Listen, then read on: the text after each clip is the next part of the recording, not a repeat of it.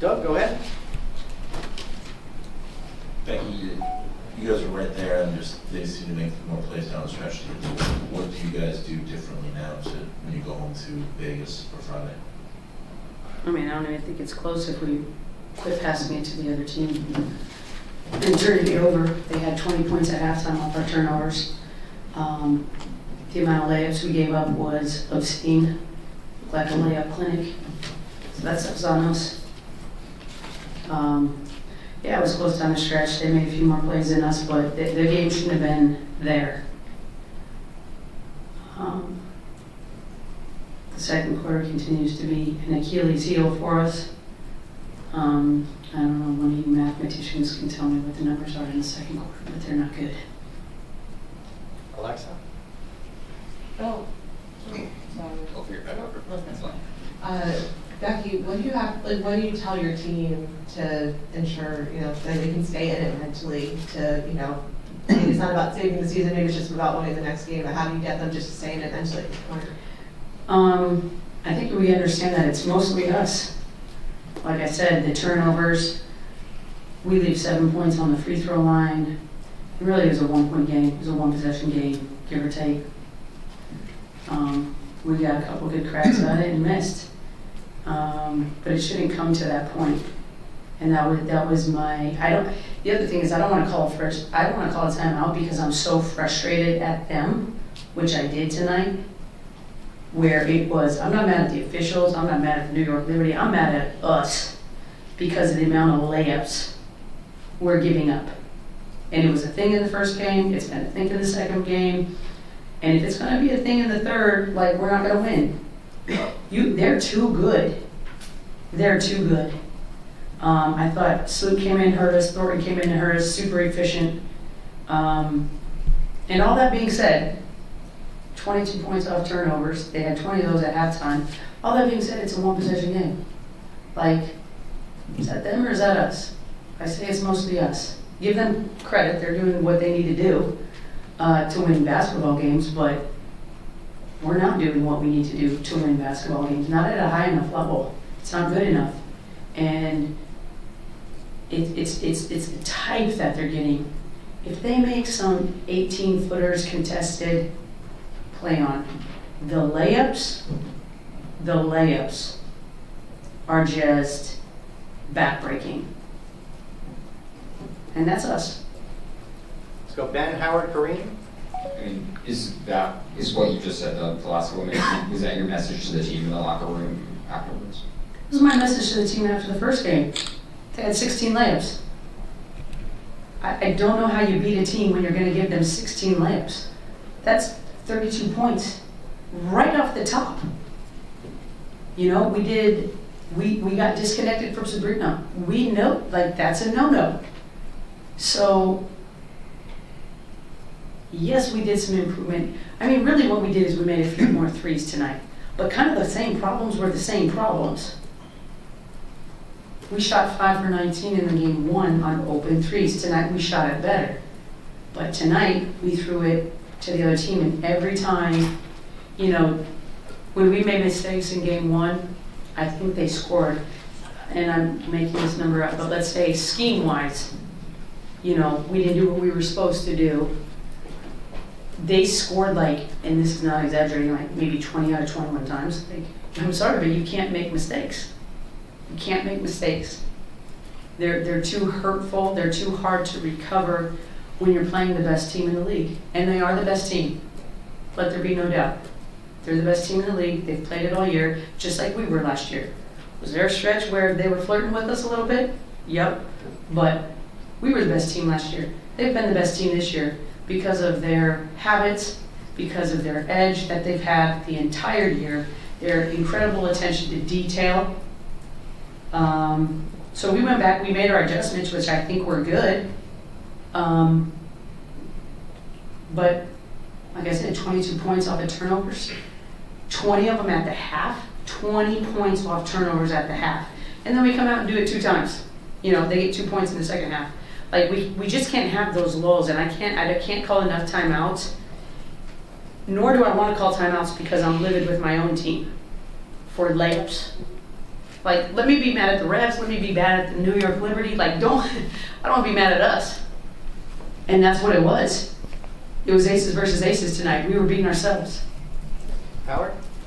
Becky, I just want to drill down into that a little bit. That timeout in the second quarter, it followed a layup, like you said. You know, what are you saying to your team in that moment? And just related to this is a two-time defending championship team. This is a team that obviously knows what it needs to do. Why is it not happening on this in a way it didn't in either 22 or 23 playoffs? Well, quite frankly, we haven't had the edge all year. No, we found it the last month. I feel like we've gained a lot of ground, but the feel was different from the jump. And this is why three-peating is hard. Let's be real. Like, the whole league has been pissed off for the last 8 months, and my players are in commercials and this and that and being freaking celebrities, and you get distracted. That's why it's hard, because human nature is distracting. And conversely, you know, you think about the Spurs, I do all the time, you know, the Spurs with the Miami Heat. They lose a absolute heartbreaker in Miami off a basic thing, offensive rebound, kick out three. They should have walked away with the title that year. They lost it that year. The next year they came back. They came back with so much drive, so much discipline, so much focus that there was no way somebody would beat them in 2014. I mean, that ball was popping, but they took a huge loss. Liberty took a huge loss last year. And I liken it to that a little bit, where they had it, they felt like they had it, and we walked away with it. I did think we were the better team, but we were dealt a really freaking tough hand last year in the finals, losing Chelsea and Kia. So I'm sure they feel like something was stolen a little bit. At the end of the day, in 2 years, we've won here one time, Game 4. Other than that, they've kicked our ass. Just a couple more. Kareem? Hey, Becky. You've talked a lot about the turnovers and beating yourselves, but did those feel self-inflicted, unforced, or did Liberty kind of do something to maybe force you into some of those? You never give somebody that control. You don't. We have high-level players. Just like Kareem, you should never let anybody have control over your joy and happiness throughout the day. That's within your control.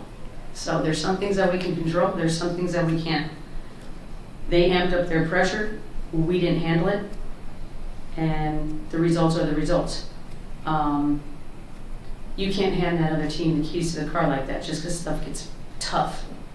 Too bad. Guess what? Nobody said it was going to be easy. There's a reason why it hasn't been done since Kobe and Shaq in any sports league. Unless the Chiefs freaking win it again. All right, let's go Andrew, Michael, and then front row here, and then we'll bring the players out. Yeah, Coach, just want to ask you the things that you felt you did right in terms of emphasizing the adjustments, making sure you didn't give them the offensive mismatches, particularly for Breanna, that you wanted to see righted, and that talk about the things that you felt you did right to have the formula to change it around in Game 3 and seeing your players, their reaction towards, are they in the right mentality, what you saw after this game to reverse this series? Well, I thought, first of all, we can start with we had the appropriate effort from the jump. Now, they came out and we had 3 fouls in 3 minutes. Okay, so our effort is there. We just have to make it smart effort. We got tangled with them up top. We're not supposed to be grabbing and holding, and there were some fouls that I thought happened that were just so unnecessary. Grabbing screeners or doing, like, has nothing to do with the play. And we're putting ourselves behind the 8 ball because they're getting in the bonus at 6-7 minutes. Like, try to go play defense on that team when you can't touch them.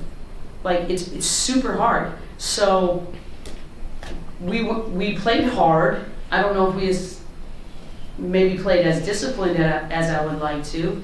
But, you know, playing harder and at least equivalent to their energy, I was happy with that, which I did not think we had in the first 20 minutes of game one. So I was happy with that. Now it's just about getting at an execution speed to where, you know, not only are we playing fast, we're running routes, we're doing things that we're supposed to do, but we're getting enough, you know, oxygen to our brain that our schemes and everything else doesn't go out the window.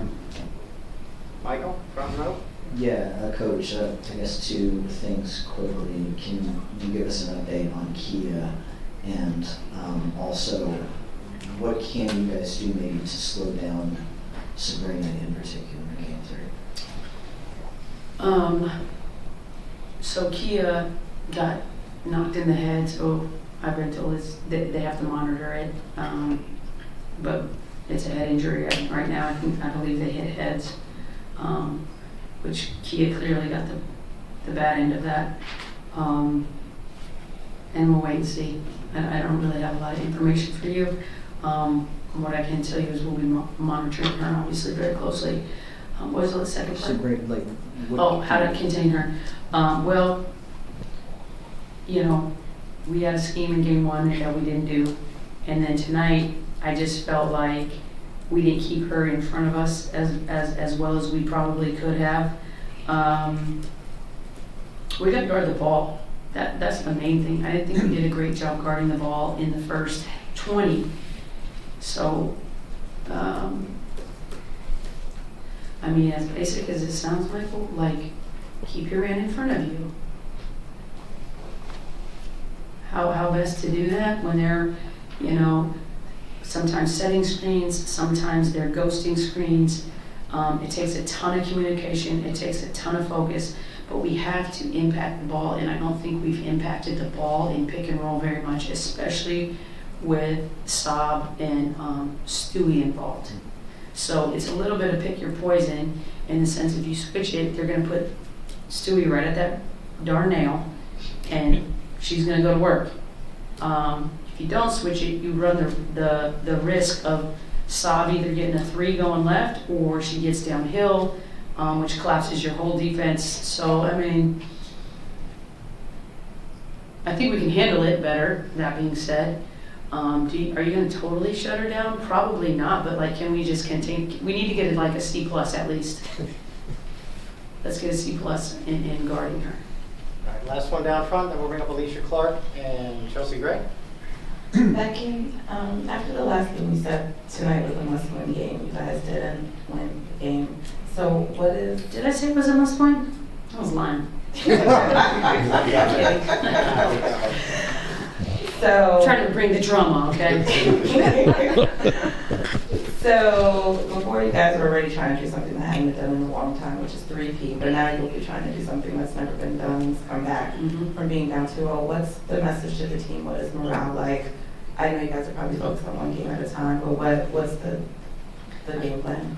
I mean, at the end of the day, we have neither lost, won a championship. Nothing has been won tonight.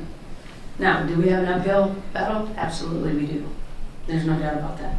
However, all New York did was do what New York should do, which is defend their home court. It's a series. We fully intend on pushing it 5 games. But we got to take it quarter by quarter. Can't get ahead of ourselves and just be solid, especially on the defensive end. Like the amount of layups we've given up in this series, we'll go back and look at it, but it's hard to swallow. And I know my players don't like it either. Like, they don't like getting scored on. But it's a bigger picture of how they're scoring on us. It's not about any one individual matchup. It's not Jackie versus Sabrina. It's not Asia versus JJ.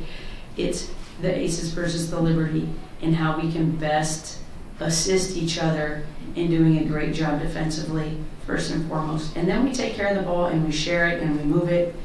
And then, you know what, we'll either make or miss shots. You know, we made some shots tonight, which was great. I think it's a great sign going back home. But let there be no doubt, we're in for a war. And uphill one. But I'm born in the woods, so I don't care. Thanks a lot, Coach. Next up, Alicia Clark and Chelsea Gray.